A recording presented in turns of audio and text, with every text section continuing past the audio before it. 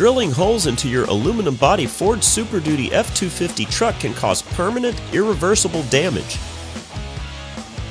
But what if you need to mount portable equipment? A simple, very effective solution is installing the Larson Electronics magnetic mounting plate on the vehicle.